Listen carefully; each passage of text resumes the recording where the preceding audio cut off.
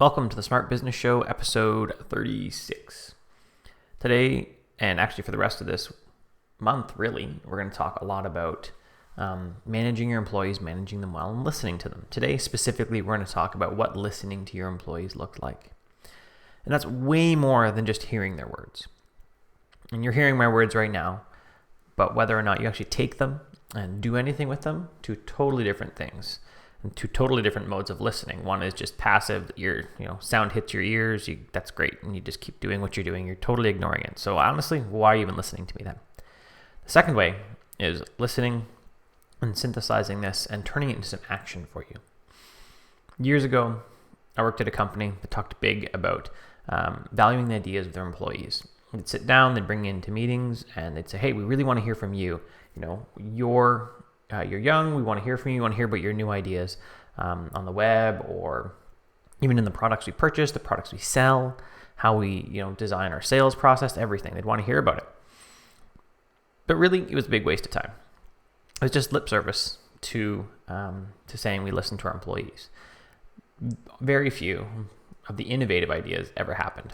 Sure. If you said, we should buy, 3 more of this book this year because, we sold this much. They'd say, oh yeah, great, that's good, we'll do that. But it was the same old products. It was the same old sales process. It was everything just stayed the same. They didn't want to change anything.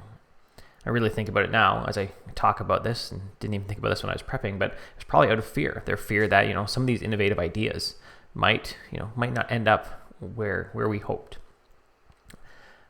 Whereas, younger people often don't have that fear. They want to push and they want to drive.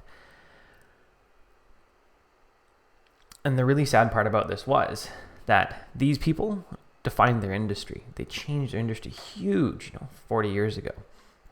They really worked hard and they were innovative. They came up with, they interact with their customers in a new way that no one in the industry is really doing.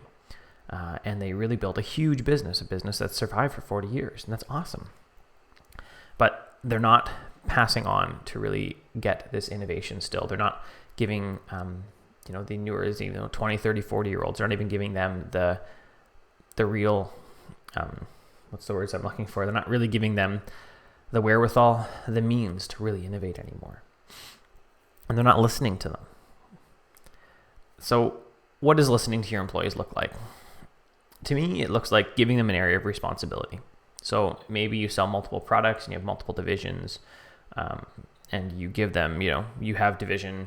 You're in charge of buying all the kids' toys, we'll say, if you're in the toy industry. And you're in charge of buying all of those. And you let them run with it.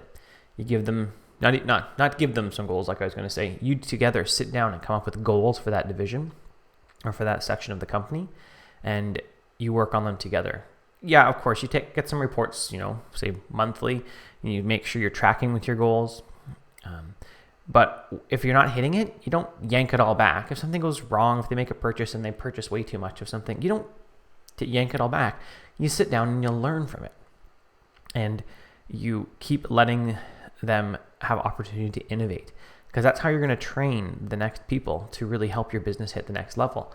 We all hit a point where in our business and in our life where we want to be a little more comfortable, and it's a lot harder to innovate. And only some new blood or someone coming in from the side and really pushing us hard is going to help us innovate and help us survive to the next level of our business. Otherwise, you're just going to plateau. You need someone to push you hard for that. And there are people around you in your businesses that can do this for you. But are you actually letting them? Or you just want to sit back there in safety? Are you coaching them to excellence and taking those risks with these people? Or are you just letting it ride because you're plateaued and you're sort of happy and comfortable? Let's not be happy and comfortable. Let's really work hard. Let's give the people in our organization that really are thirsty and want to innovate, let's give them some room to innovate so that we can have an awesome business and so that we can hit the next level. Thanks for watching.